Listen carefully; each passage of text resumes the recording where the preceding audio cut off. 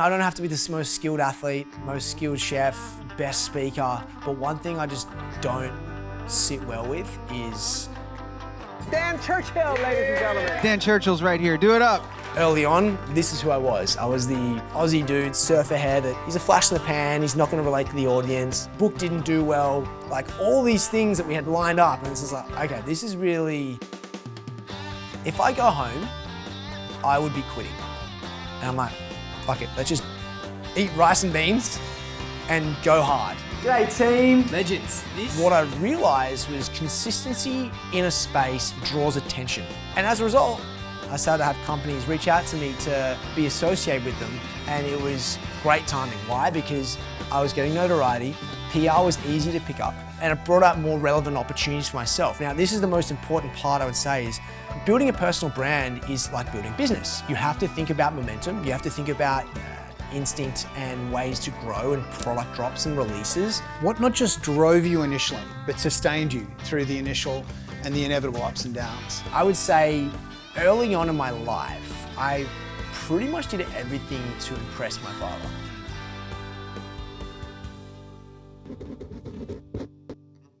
Dan, it is so good to see you. Dude, just like, what? This is just so many years in the making. I know, it's been too long, like 15 years or something. It's crazy now. Crazy, man. So we're here, crazy. Meatpacking Athletic, your home away from home, or one of your gym homes away from home here in New York, West 15th. Dan, I don't know where to start except at the start. So thinking back to your childhood on the Northern Beaches, and for those who aren't familiar with the Northern Beaches, it's a pretty idyllic kind of place to grow up. Surrounded by family and friends, sport and sun.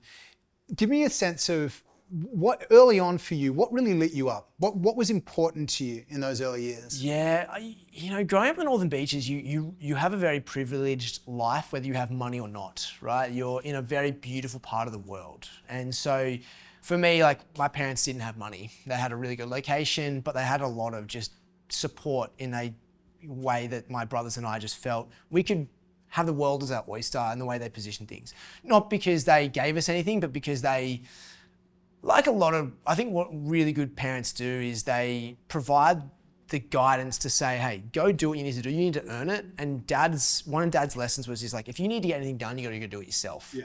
So playing rugby, you know, the idea of building consistency and developing training mentality. Like, I was the guy that on Tuesdays and Thursdays we'd have training. I was Mondays and Wednesdays still training, and at a young age. So I think for me it was always attaining something bigger than what is, and I always looked at playing for the Wallabies as an example of that. But yeah, man, like I think growing up, my brothers and I, we lived a very active lifestyle, and I always exuberated just fun. I loved doing things that really lit me up from enjoyment. And that was, I loved cooking at home. I loved cooking with my family. I loved rugby. I loved surfing. And so, I guess finishing high school, you're like, well, what do I actually do now? And I realized, and I've always said this before, it's like, if you truly want to do something that's going to excite you, you should follow something that you love. And eventually you can turn it into something that's lucrative, or at least sustainable for you to live the rest of your life. And it sounds very whimsical, but I'm an example of doing that today. So I did my undergraduate degree at the UTS Ku-ring-gai of Sport and Exercise Management. And man, like that was such a big eye-opener for me into the initial world of what is possible from like a business standpoint with the world of sport and exercise. But it really led to me putting together the idea of consistency, working towards a North Star, and then attaining that through just, dedication, pretty much, man. Yeah. So this, food, sport, food and nutrition, sport and exercise. Was it about creativity and connection, or were you starting to get a sense of purpose and meaning beyond the creativity and the connection you had with friends and family? Yeah, it's like playing for the Wallabies was probably more personal. Like I wanted to personally do that. But then I started to get a lot of currency out of the impact that my food, like cooking for my friends, exuberated, whether it be helping them like realize what is possible in learning to cook, or even like understanding a bit more around nutrition, helping people live a healthier lifestyle through achieving like a training program. Like fundamentally, I realized that what made me happy was helping people live their best as they could, and getting people go, hey Dan, like it wasn't like I lost 6 kilos, it was I'm now playing with my kids in a like pain-free environment, or my, you know, cooking for someone's mother who they hadn't really had a good connection with. And that was like, that's powerful to me. And I'm like, wow, like if I'm doing this with just these simple everyday acts, how many people are not doing that on the regular to have an impact? The direction you've ultimately taken, when did you start to think about that direction? So when I was 11 years old, I started cooking at home. Just 11. Yeah. Dad put together a timetable. My brothers and I took it in turns to cook for each other. And I really enjoyed the process of following a recipe. What was your first signature dish? Oh, dude, spaghetti bolognese. It still is my signature dish. Like, it's crazy, like, over the years, how much that's been perfected in an art form. And everyone's like, spag bowl. Like, if I could talk through the process, like, it makes sense. And okay, he's kind of, yeah, it makes sense. But principally, like, 11 years old, I started to cook. And I loved the process of following a recipe, following a regime, and perfecting something that may take an extra 3% to improve to perfection, but doing that consistently. But it was realizing, you know, as I said earlier with the impact of people, it was like, okay, like Jamie Oliver has been doing this for some time in a capacity to truly do something that's greater than just cooking in restaurants. And on the other side of it, like there was this world of health and wellness that started to get its media attention and what is truly achievable. And so I looked at myself and I go, well, there's no one really doing that. And I love doing it. And I can see, like, when you see people who've laid the vision for it before, like I said, Jamie had done this before to an extent. I could take this and then do it in my own way, but more, involve more health-centric modality. And I was probably about like 16 years old then. And I'm like, well, I better go jump in a kitchen. And like, I jumped in a kitchen, it was a catering kitchen, and it was the worst idea ever. Like it was, don't ever do that if you're trying to learn how to cook professionally, because you just peel broad beans for 90 hours a week. You don't do anything creative. But what lit me up was I could genuinely see my future that no one else could see. And I could, that was the one thing I always say to people is like, if whatever age you're at, if you can see where you're going, if you can see your North Star and you get lit up at the thought of what that is without a doubt the best thing that you can have for vision and then executing a path to get to where you need to be. And that happened probably around the age of 17 years old. So yeah, man. And like then subsequently, you know, I self-published, like I put together this cookbook. That's essentially. when we first met. Dude food, yeah. And like, dude, like that was a monumental moment in my life from a business lens, because I started to learn how to sell what I believed in as an impact business, not just a business to make, you know, transactional relationship. But I learned about graphic design, I learned about recipe creation, but selling a brand. It was the very first time I'd experienced that, and I loved it. So from envisioning me as a personal brand to then bring out my very first product to then, you know, as a resource of the vision of what I wanted to have as a message, you know, 19, 20 years old, and man, I was just lit up. I was so excited. Everyone's like, you're gonna be the next Jamie Oliver. I'm like, no, he's doing his thing, and he's my, like, one of my idols. But I'm gonna stay on this path because I can see the vision of where I want to go. So without naming names or without kind of identifying specific situations, I don't want to put you on the spot, but I think it is interesting to consider what not just drove you initially to take those first steps, but sustained you through the initial and the inevitable ups and downs. Dude, I can name it straight off the bat. So I would say early on in my life, I pretty much did everything to impress my father.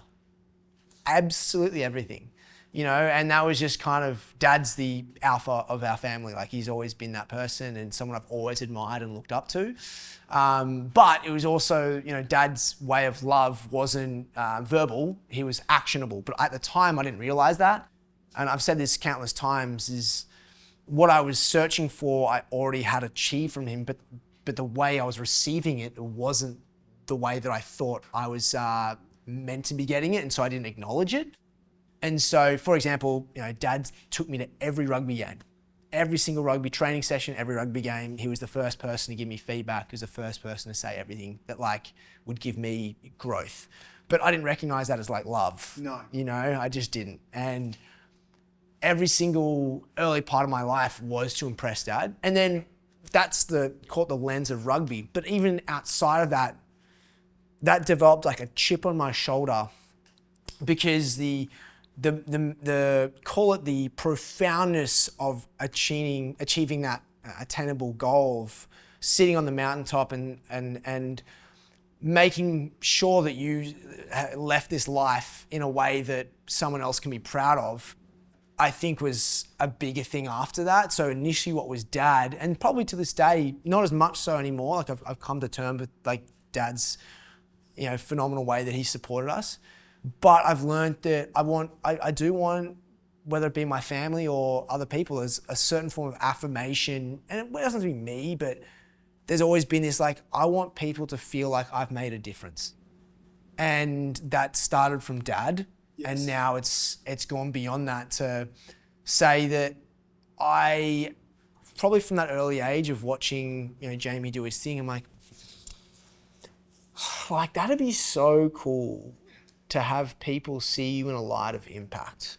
And so I was motivated day in, day out, the same way I was for my father, to really make that, you know, dedication. And it really chipped away at me a lot, because I guess that when you're doing these things, no one knows you. You are looking for affirmation in ways that you probably didn't experience early on that you wanted to, and you mature very quickly. The problem is with that, if you go down this path of only wanting that and seeking affirmation, then your star can be adjusted. And so I learned very quickly, and particularly like coming to America, what that meant. And I realized to take a step back it took some time, but the affirmation I really have settled with is not for me, it's for the movement of what my brand stands for. And so I don't, honestly, like I see people do movement now outside, or they're eating the right things, or they're talking about longevity in a way that's a little bit more relatable. And that doesn't have to be me anymore. It's like, okay, we're all doing this impactful thing. But yeah, without a doubt, it was a catalyst from my father, for sure. Yeah. Yeah. I don't want to miss out on MasterChef. Yeah. So we're still in Australia. Yeah. MasterChef Australia, you exploded into the public consciousness. You really did at that point. I mean, you'd done a lot that people like me who were interested in this space, I was aware of you obviously early on, but I think you had a national stage for the first time. And you didn't win, but in many ways what you've built is far more enduring than perhaps what would have occurred if you'd won, and all the obligations attached to that. Because it gave you profile, it gave you confidence and affirmation clearly, but you weren't saddled with the burden of being the winner of MasterChef and having to be on the media circuit for channel, whoever it was, for however long it was. So you fully exploited that opportunity, and you fully exploited that freedom. You came to the United States. Before we get to everything that happened upon arrival, I'm just curious, New York, well, the US first, New York second. Was it the Sinatra lyrics? Was it? It's pretty good. What was it about New York specifically? I felt that, America had always been fascinating to me, and the level of... What about it? What about it, like specifically? I love watching American Pie. I love the college scene. I loved football. I loved the entertainment value. Just America was America. It's bigger. It's grandiose. It was honest. Like, to be honest, like, because in Australia we have this tall poppy syndrome. In America, they tell it how it is, and like that's kind of refreshing in a way. Sure. So I also looked at some Australians who'd gone over there and had success, and you're like, oh, everyone's like, they love Australians and all these kind of things. But I felt that Australia, I started to realize how small Australia was. I hadn't really traveled that much. I've been a little bit, like a couple of 6-week trips here and there, but I hadn't traveled that much. But what I did know is how small we were in respect to the rest of the world. Right. And I think we can forget that sometimes. Yeah, we're a long way away. We're so far away from everything. So I felt like, okay, well, if I want to have an impact on the world, I need to do that from a stage that is allowing me to do so. And so that's what really fascinated me with America. It really was. And, you know, like I think New York was I remember it was kind of like not a flip of the coin, but I remember I was speaking to my manager at the time, and I was like, would you want to LA or New York? I'm like, well, I've lived in the Northern Beaches for like 25 years of my life, or 26 years of my life, which is kind of like LA. So why don't we just mix it up and go to New York? That's kind of how it went. Very carefully considered really, decision. Yeah. very, very tactical. There's no beach there. Yeah, there's no beach there, Yeah. so it's kind of different. But yeah, man, like obviously going back to the MasterChef stuff, even that was quite calculated. Like that was really calculated. In what sense? So I had self-published a cookbook. So I had already Still proudly on our shelf. I must appreciate say. it. Yeah. Appreciate it, man. I actually We use it regularly. Oh, you do? Let's go. And so I knew that I needed, like, you know, if I wanted to again attain more notoriety, I'm like, okay, well, MasterChef would be a fantastic idea for that. But I actually don't want to do it solely for the purpose of just the stage. Like I need to learn. So it allowed me to get access to kitchens and learn and jump in with chefs and media and cameras and all of it. Absolutely. So like if I want to do TV shows, I need to learn how to speak in front of the camera. I need to like engage the audience, tell stories better, and all of and then like in 6 to 7 months, you are like in a boot camp of cooking with the greatest chefs Australia and some of you know the world's seen, asking the questions. Like this is stuff that like in a typical restaurant scene, you work maybe you change up the menu twice a year and you have your specials. But outside of that, you're cooking the same thing over and over again, which you get really, really good at. In this environment, every single day we're learning a new skill. We're perfecting like fundamentals, but we're perfecting an array of them from the best chefs in the world. So that was a huge like just draw card for me. And I went in there thinking like learning more about brand and whatnot. So this is a really big decision. It's like, okay, well, I did my research. I spoke to previous people went in there. I knew that the top 3 get like contracts they have to sign. And that means they're owned pretty much by the network, as you said. I'm like, I don't want to be that person. But I do want to go in there making sure that as soon as I finish, I have already built up momentum to take advantage of it. So building a personal brand is like building business. You have to think about momentum. You have to think about instinct and ways to grow and product drops and releases. So my target was go in there, learn, and whilst I was in MasterChef, I was already building out my second cookbook, which I was going to release as soon as the show was over. And that's essentially what we did. We as soon as I didn't make the next cut, within a week, I had started printing my next book. And it was great timing. Why? Because I was getting notoriety. PR was easy to pick up. And it brought up more relevant opportunities for myself. Now, this is the most important part I would say is the brands of like MasterChef or these big media opportunities, if you're constantly seen in association with those brands, you're not building your personal brand, you're building the brand of the engine that you're a part of. So we said no to all major opportunities that were in light of this brand and focused on mine. And that was really challenging because they wanted everything to do with MasterChef. And I was like, love it, love what it did for me, but if I continue to say yes, everyone's only gonna know Dan as a part of MasterChef. MasterChef guy. Exactly. Which was, again, that was a very conscious decision, like planning my post-exit before I even went in was a conscious decision. What I wanted to learn going in, conscious decision, and then how we acted post. And, you know, at the age of 22 or 23, you're like, I really was already in this business mindset of how to build a personal brand. Now, granted, I didn't have much experience, but I knew focus. I knew consistency and focus. And that was like from rugby training to like doing the same thing over and over and over again, then to understanding the way that people were building brands. And then what I realized was consistency in a space draws attention. Now, you may put a video out that gets 100 views, but of those 100 views, if you can get 100 views consistently, those 100 views, there's gonna be at least one person who is the owner of a company that's in association with the health and wellness scene, whatever. And as a result, that's what started to happen. I started to have companies reach out to me to, you know, be associated with them, one of which was Thrive. And I would say this wholeheartedly, partnering with Thrive to this day was one of the most influential moments of my life at the time. And to be honest, I think I would 100% not be where I am today without you or Thrive. Oh, and the reason for this, I can really put down, it's funny because when I'm explaining on podcasts my journey from Australia to America, I talk about it in a sense that the person I'm speaking with doesn't know the characters. Yes. But you are a character in this situation, so I can say this to the audience. But effectively, partnered with Thrive, which gave me a relationship with a four-wall business in my health and wellness space. So that gave me, again, more opportunity to be in the face of media attention. We had the PR engine that you had already employed. So that was a huge opportunity for me to be relevant post MasterChef. And then on top of that, you saw, and this is the thing, perfect example of what I was saying.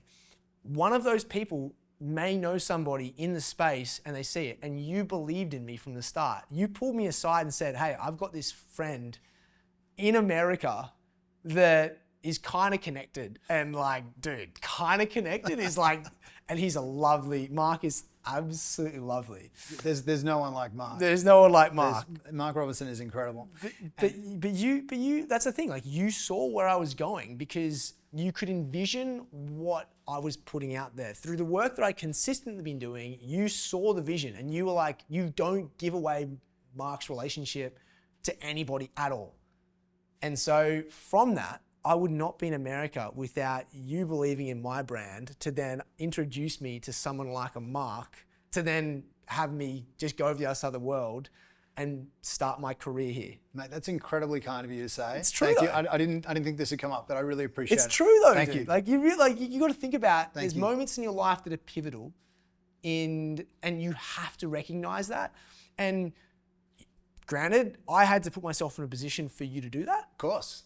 But you also, the affirmation I have is not even knowing about Mark, not knowing about that relationship, just being mates and doing our thing. You saw it. And that's where personal branding can be so important. I remember talking to Mark, it was maybe a week after you'd arrived, and he said, I'm not going to try to do the accent, which is a beautiful Arkansas, cool Southern accent. I'm not even going to attempt it. But I said, how's it going with Dan? And he said, well, you know, he's cooking burgers for Katy Perry on Good Morning America tomorrow. I'm like, what? This was maybe 10 days in. Yeah. And I said, wow, that's amazing. Like, that must be such a highlight. And he said, well, yesterday he got a global publishing deal with Simon & Schuster. And I was like, okay, this is going really well, really well. So there's obviously a bunch of that must have been mind-blowing. There's also a bunch of that could very easily take a less grounded person way off the ground. You know what I mean? Yeah. You can start to lose a sense of reality. Have you always stayed true? And to the extent that you've been tempted off to the left or off to the right, how have you come back? Yeah, so subjectively, like that skew, so sorry, answer your question, that skew is subjective, right? I feel over time you broaden your core like values a little bit, but the variance in which you go off tilt can be still within that. For me, I did go off a little bit. You know, I came to New York, not really like, honestly, truly naive. Like I was like, oh yeah, I'm going to America. Like that's honestly what it was like. I was like, say goodbye to mom and dad, like do all that. How hard can it be? Yeah, it's like, honestly, yeah. And then got here, got a publishing deal and you know, I remember going down the elevator with Mark, and he's like, I met the guy. And, CEO. Yeah, he's like, no one gets that meeting, like ever, let alone a dude that no one knows from Australia. And so I got that meeting, and then chatted him for like half an hour. He just jumped out of a meeting from probably some multi-million-dollar deal with probably like a Barack Obama or someone of the world. Anyway, and he had 30 minutes with me. That's probably 100% Mark's power. But he got in the elevator and he goes, do you realize what you've just done? And I was like, and I think as I look back to that, I actually didn't. Yeah. I don't realize because, again, I'm in Northern Beaches. I didn't grow up in media. I didn't grow up in anything like that. So, and I think that was something that I reflect on and go, I wouldn't change anything, but I feel that I didn't realize the magnitude of these moments, and sometimes that can probably come across ungrateful as opposed to just not realizing. Yeah, just not knowing. You're just not knowing. And so in those first like few months, like pretty high end like exposure to this, the city that genuinely doesn't sleep. It's a phenomenal city, and I loved it. Like I loved the constant stimulation. But over the first 6 months, I got pretty rocked. Like we had a relationship with a concept that was going to start in one of the World Trade Centers that never got going, but we had like a signed arrangement. And because of the delays, they couldn't end up paying me. So like financially, I was like, well, that sucks.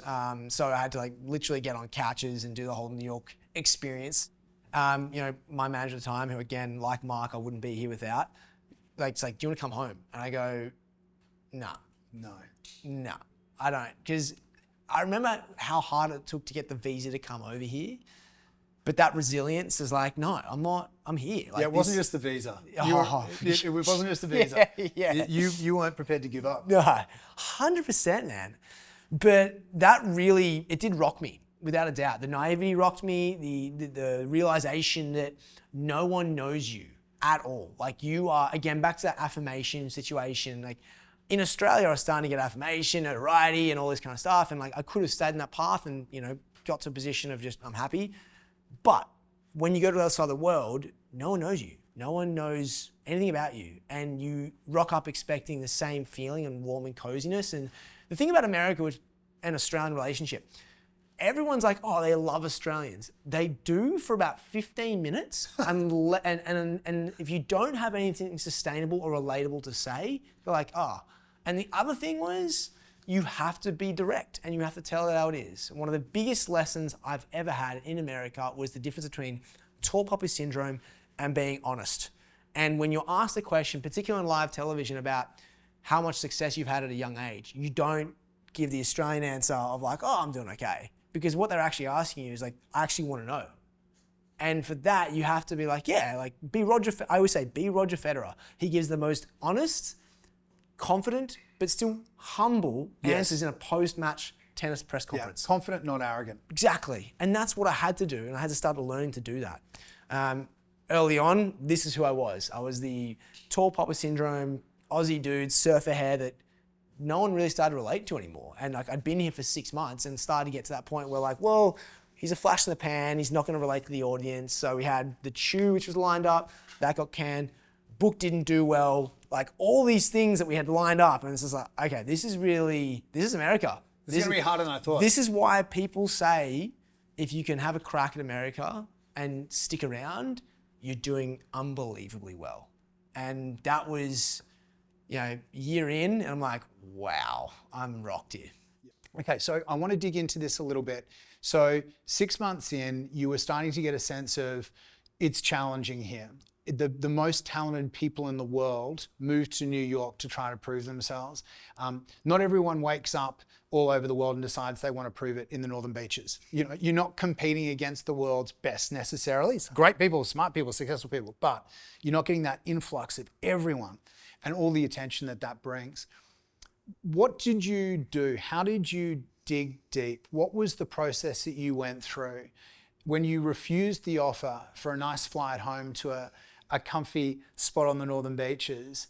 It wasn't just the visa, was it? Like what was it that you were here to prove, and how did you dig deep to find the resilience to do that? Yeah, like I think back to that North Star, and a part of me was, at the time, I remember like sitting in this apartment which I could no longer afford, and if I go home, I would be quitting. And that mentality has just never sat well with me in anything, whether it be an ultra marathon, the way that we look at the pass and the amount of tickets we have coming up, and we're going to just stop cooking for a second. I've always had this not quit mentality. And I don't have to be the most skilled athlete, most skilled chef, best speaker. But one thing I just don't sit well with is giving up.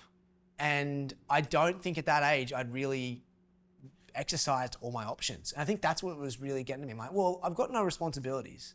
I'd be going back to like the cozy warmth of, just something comforting. And reality was like, I'm mentally built different. Like it takes for you to get up and do stuff without someone telling you to do it. That takes a certain type of person. I've never had a boss. I'm technically my own boss. So for me to get up every day and write out a plan or a course of action or whatever it is to succeed in my North Star, it takes a certain type of person to be able to do that when you're down, because usually you need confidence people around you. And so at that moment, I'm like, no, I haven't. It was never like a, should I? It was legitimately, he asked me, I said, no, I'm not going anywhere. If I have to go sleep on couches, if I have to start working harder in restaurants, if I have to start selling myself in ways that will still be part of my core value, but previously I didn't really want to do it, I will do it. I'm just not leaving this country. And the reason for that was I had not exercised my potential yet. And I really believed in that. I really believed what my North Star was. And if I went back, I was slowing down. I knew after the experience of a year of how much American media, American people, American opportunities love you to be here. Because if they called me up and like, hey, we've got this opportunity, I'm like, oh, I'm back in Sydney, I'll be there in 2 weeks. Like, nah. So they want you there. And I'm like, fuck it, let's just eat rice and beans and go hard. How does rice and beans sit with the healthy chef, Dan? Mate, it's great. Actually, arguably like the most complete protein. That's why they are phenomenally and have stood the test of time.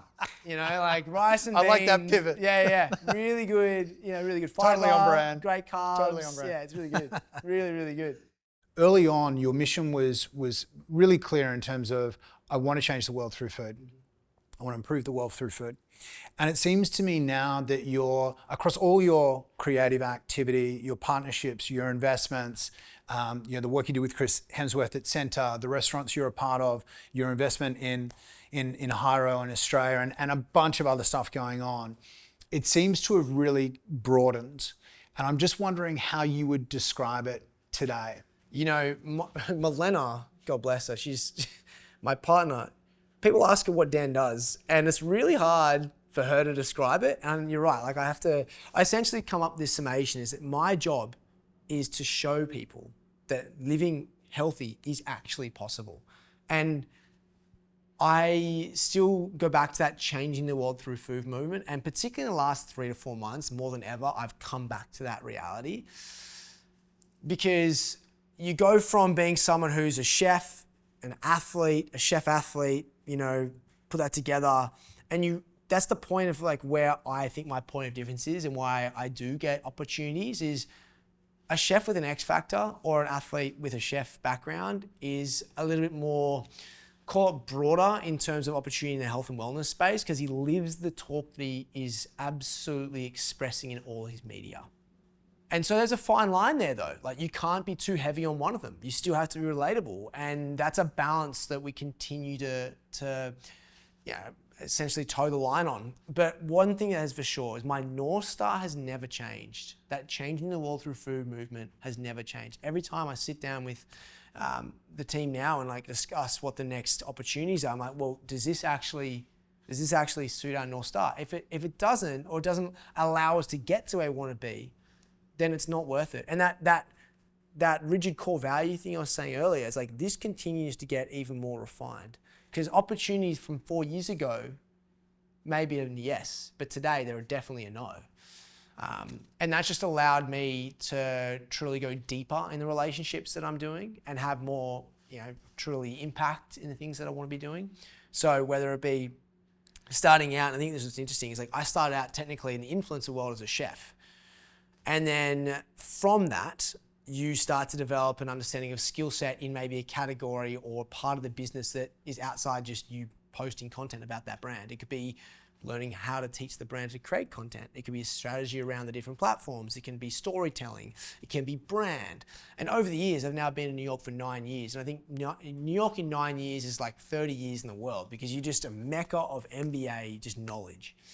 And from that, I've pretty much understood how to build a team in the media landscape and help build brand.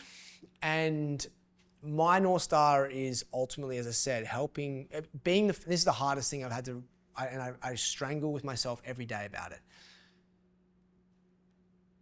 In Australia, tall poppy syndrome, no one cares about you. And so every time you talk about you, you're like, okay, whoa, this is too long. I gotta back off. Yeah. Even before, you did it before. You were like talking and you had to stop because you're talking about yourself for a bit. And it's okay. It's okay. But we as individuals in Oz, like we just don't like talking about ourselves or like as if it's about our story. So when your name and your brand is who you are, that's a really one to challenge yourself with, right? At the end of the day, I've realized, and this is how I find comfort in my mission. The brand, my name, stands for an example of what is possible. And so the more that I get to show what is possible, the more I influence and have an inspiration on the people who relate to that message. There's brands, there's products, there's services that allow you to do that. But if you have someone who walks the talk, that is an example of what is possible. And so that's what I've come to just have satisfaction in, which is taken me a long time. And I still, when I'm recording videos, I still have the little me on the shoulder, like saying, no one cares, no one cares. And I really do, but you have to battle that every single day. So yeah, I think over the years, you like anything in business, you grow as an individual, you grow in your profession, and what was like, and it became like a strategic advisor in businesses. Now you're like the executive in the business, and that's kind of where I'm at now in my career.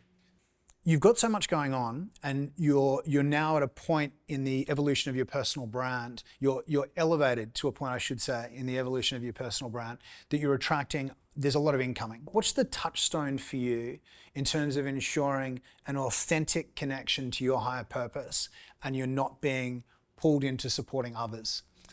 Huge, man. There's two ways we can think about this. If I attach my name to a brand, there is obviously the assumption that there's something in my brand that, if I attach my name to a brand, there is an assumption that I support the message of that brand and vice versa. The issue comes is if the brand starts to evolve into a position that I don't agree with, and that's happened over the years many times with brands that I start out with, and then all of a sudden they start going direction and I don't have the ability to like really say anything about it. Now, with this new ability to actually have control over the direction, it helps me because they're different category of businesses, but each of them comes under the North Star of health and wellness. And so that makes me have more impact in deciding on the decisions we make that are for that higher purpose of the North Star of what I want to achieve across, whether it be my name or something else. So for example, it's always going to be me on the face side of those businesses. So whether it be with Alma, whether it be with Valera or any of these companies I'm associated with, my name and face are always going to be the face of that kind of brand. But now I have decision-making power in making sure that we get into schools, making sure that we support initiatives in the humanitarian space, as well as grow a business that is successful from what I know from a North American standpoint, from a global standpoint. And that will allow me to speak on panels and be doing more in the world of, say, business than just being on the brand side. And I think that's where we are growing. It's like, ultimately, I realized that there's a few KPIs in my head. It's like, if I can get to a point where we are actually helping schools directly and working with the government to initiate nutrition standards in a way, that's huge for me. Now, in order to get there, I need to attain credibility probably in the business space as much as well in the brand space. Because if you face the brand, you're still executing based on a message that someone else created. If I can help shape the message and be the face of the brand, then that's where my North Star is. And so back to your original point is, how do you navigate that? And like, well, we make conscious decisions that we make sure that those decisions I'm actually able to make. And if we can't, then it's more challenging. It's a no. As I reflect on my own experience, I'm wondering whether you can relate to this. At Thrive, I became aware through a mother of a girl who was struggling with an eating disorder that some of our content that was in her mind promoting an unattainable ideal was proving very triggering for her daughter. And she just simply asked me to become more conscious of it, which is very hard for me to hear because my amazing wife has experienced an eating disorder earlier in her life in her teens. I'm the father of a teenage daughter. I thought that I was sensitive to that, and I thought that I was acting accordingly. And what it made me reflect on is how fine the line is between inspiring someone to reimagine their health and wellness future, to reimagine what they're capable of, to encourage them to be a little bit better each day, versus suggesting that they're not enough, that they're not worthy as they are, that they unless they attain some sort of ideal, however we define it, they'll never be good enough. How do you think about that line? And if you do, how do you navigate it? You talk about young women and women in general with eating disorders. It's still apparent every day. And men. And that's what I was going to say. Right. Men are, I'm not going to assume numbers here, but there is a massive amount of men who have eating disorders too. And I bring that to attention because I focus on both genders in this situation. I'm glad you did. Because and an eating disorder can be as simple as going out to dinner and already eating before you go because you can't control what the restaurant's going to have. And sure. I'm the first to say I've had an eating disorder. Like that is 100% a indication of having one, and many young men and women have experienced this. When I think about everything that I put out, we grew up in a way that gymming and all those kind of activities and food was very dogmatic. It was proteins, macros, all this kind of stuff. I've never had that relationship with food. I've always loved to put food in a flavor first format. Everything I've always said is, if it's not delicious, it ain't healthy. That's like number one, it has to be delicious. And that's so important for sustainability, but enjoyment, you get lit up from enjoying food. And so when I think about content and the way that you express your brand, it is crucial that you do so from a lens of relatability, but not a dogmatic approach, and in particular with food. There's definitely a way that, there's bigger click-through with certain numbers and things on short form and long form media that attract attention. But the cut through is the story. The main crux of it is that you have to ensure that if we are guiding ourselves on principles of numbers or even visual representation of what is meant to be healthy, we're removing the concept of what health is. Because health is physical, mental, social, to a degree, some people spiritual, and psychological. And in order to be healthy, you have to kind of achieve a really good comfort in all those. And so going back to the concept of being aware, I'm always aware. I'm always conscious. The battle that we face is that the brand continues to push boundaries of performance. And so when you're doing that, are you putting things in a position that's not relatable and more aspirational? So we look at everything from our strategy on content, where we can't be layering in only performance. We have to have food in there in a way that's relatable and adding value. And it's not about like nutrition, it's about value. So for example, we've got a video going out about the difference between a 15-second turn tactic versus a single turn tactic of a steak. And this is how content has evolved over the years. One thing I've never, really wanted to hang my hat on and do the whole time is just entertainment content. Mine's always value add. If it doesn't add value, I don't want to be doing it. And so the way we do things is keep things aspirational, but then make sure we always have relatability as well. Right. So that sense of this is what is achievable, but ensuring that you're providing a sense that there's a ladder. You don't have to, no one is suggesting this in one leap. 100%. And you don't have to go all the way up the ladder if you don't feel like it. Just try the first run. 100%. And I think that, that is truly inspiring and engaging, and people can come at it wherever they are on their own journey. So I want to now talk a little bit more about your experience in the kitchen, thinking about two things really: the creativity of that environment, the requirement for something that tastes great, that looks great, that you can repeat night after night, the whole creative process of the kitchen, and also the ambience, creating an atmosphere that people just want to keep coming back to. And then secondly, the rigor and the discipline of a commercial kitchen environment. Let's talk about those two things separately. In terms of the creative process, how you think about creating a dish, How do you think that could relate more broadly to people thinking about creating a brand or building a business? Yeah, dude, the parallels between a kitchen environment and a work environment, like say in a white collar office, dude, it's so similar. From a creative standpoint, you are, like when I put a dish down or when I create a dish, it's always got a story to tell. So a story, it represents something. So when you're creating a product or a service, you're instilling a story into that. And that's how you promote, that's how you connect, that's how you relate. So for example, if you're building a business on a service or a product that solves a problem, maybe you as an individual came up with a problem when you're on a holiday and you realize that, oh my God, this is the biggest issue I've had. And you start to build layers to that story. And how you build your product and service is through this creative ideation. For me with a dish, I think about, what do I want people to feel? What empathy do I want to attract from this plate, put it down? Is it nostalgia? Is it just sheer elation? Is it just happiness in general?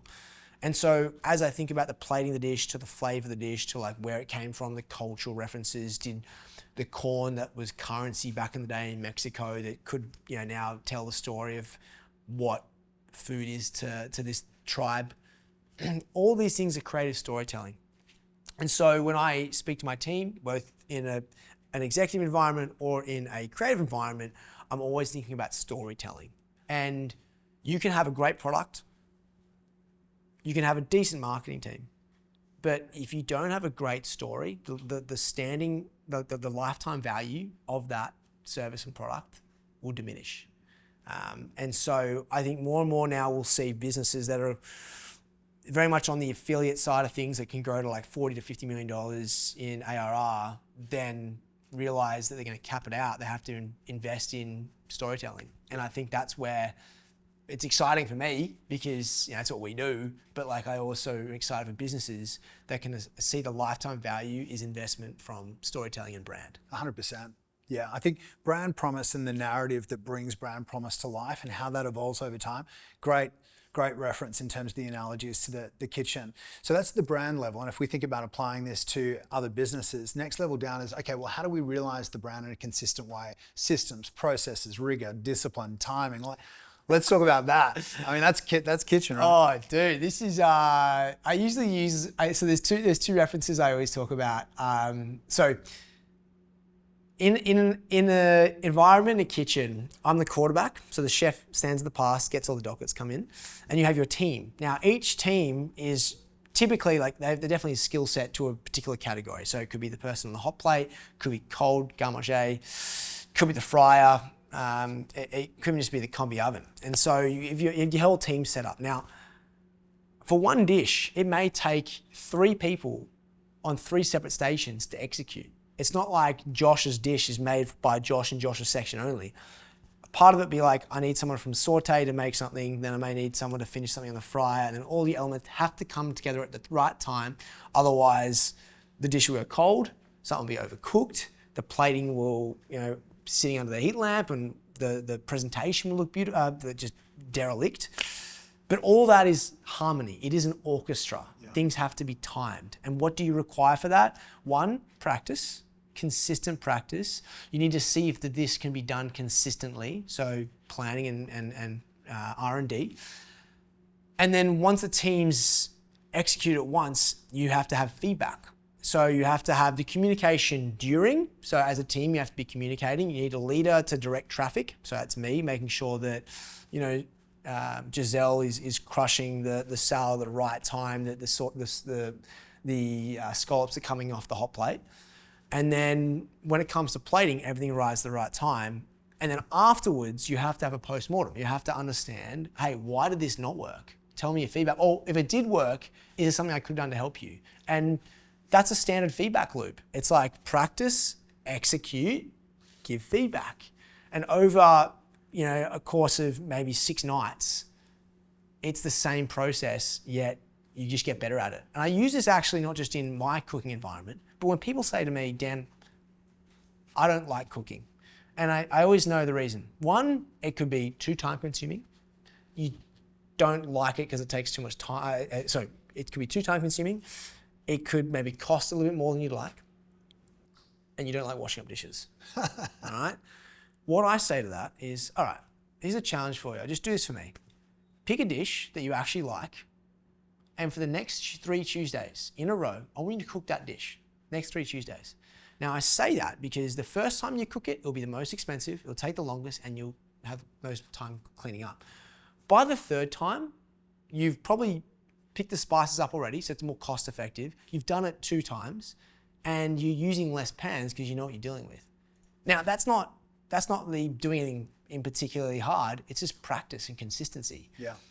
And the same principle applies to everything we do in life. Yes. So practice and consistency builds planning and execution. I love it. And that's the kitchen. I love it. So brand, promise, storytelling at the menu level, at the ingredient reference level. So we covered off brand. We've spoken about processes, systems, consistency in execution, the feedback loop. This is all business 101. Yeah, dude. Pretty basic. It applies Yeah. to every startup, to every mature incumbent. How do you think about team? Now that you're building businesses and you're starting to build a family life over here, well, I don't know whether that's true or not. It's true. You bought an apartment and a dog. Yeah, well, there you go. There you go. Well, a family unit already. Yeah.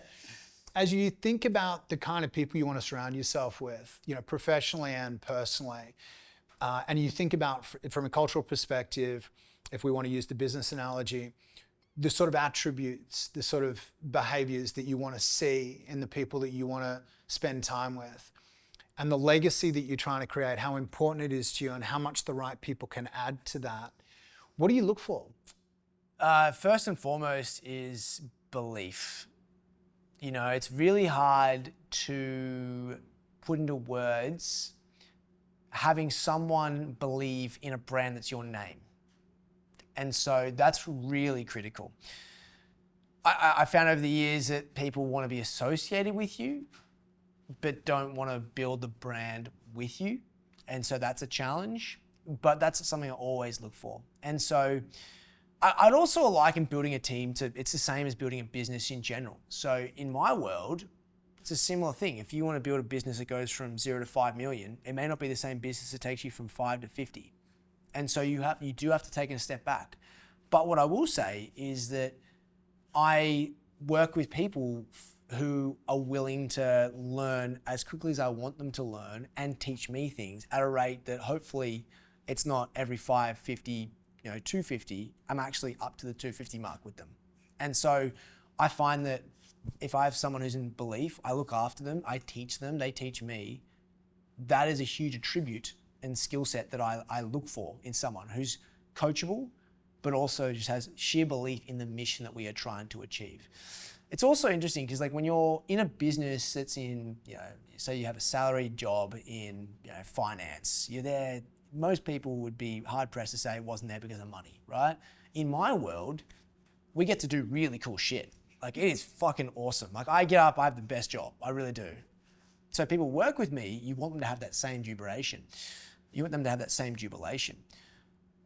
The interesting thing is they have to get to a point of going, well, I either have to stay doing what I'm doing with the media side or explore my own ventures. And it's a really exciting point for them to get to. And I really support it.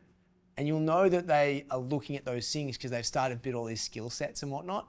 And that's not a bad thing. I think that's an absolutely credit to yourself as a leader to get them to that point. But also, they've earned that right. They've earned that ability to be, doing that with you for so long and learning things, to have their own journey. Because if I'm in their shoes, I'm thinking the reason why I wanted to work with this person is because I saw a little bit of me in them. And if that's the truth, that's honestly the biggest thing I look for. Right. And you touched on something I think incredibly important. I've always been so thrilled when someone that has reported to me has gone on to start their own business. And I think knowing that someone who is working with me is ultimately wanting to do the best work of their life to validate their ambition that they may one day be capable of doing it themselves, it's a win-win. It's great for them and it's great for you, and that's the definition of a high-performance culture, I think. 100%. The definitive approach to it is, what would you have done in their shoes? And the most simplest thing I look for when I'm having an interview is like, is there a bit of DC, like Dan, 22-year-old Dan in them? And if you do see that, that's someone that you know back in the day you would have wanted the support, but also the guidance, and you can learn, because you know we learn as much as we're sponges. Yes. And that's the kind of people we look for. Yeah, I completely agree. Let's talk about 22-year-old Dan. Okay. Okay, because in closing, I've taken enough of your precious time, but in closing, I want to turn back to one of the points we touched on earlier, and what was driving you, really, I guess probably more in your teens. It sounds like you were sort of transitioning a little bit beyond this in your early 20s, but that need to be seen by your dad, and that desire for affirmation. If you were able to go back and talk to the 22-year-old DC, with everything you've experienced and all the people you've met and all the things that you've created, all the opportunities that you have absolutely squeezed every last bit out of, what would you tell him? I wouldn't say anything to him, because I'd want him to keep learning what he's doing. Like everyone asks me this question, what advice would you give yourself? I'm like, I wouldn't give myself any advice. I'd say, just keep doing what you're doing, because I wouldn't change the way that my life has been without a single, like the mistakes I've made, the challenges I've faced, the people I've met, the big challenges in general that have, led me to today. Like, I look back on some of my biggest failures and they've led to the biggest financial wins in other businesses. But also, more importantly, as a person, I have grown more because of the things that have happened over the years. And I sit today going, I still want to impress my dad, but I also want to impress my mum. I want to impress my brothers. I want to impress Milena. I want to impress the people around me. Why? Because I want to leave this place feeling like I have made it greater and more realistic for people to be healthier. And that's what, being impressed of someone doing that is what really is not about my name, but it's like you're leading behind something that people can be impacted by. And that's what's most important. That's fantastic. Thank you. You're welcome, dude. Thanks, Dan. Yeah. Thanks, guys. Appreciate it, man. That was fucking awesome, buddy. So good.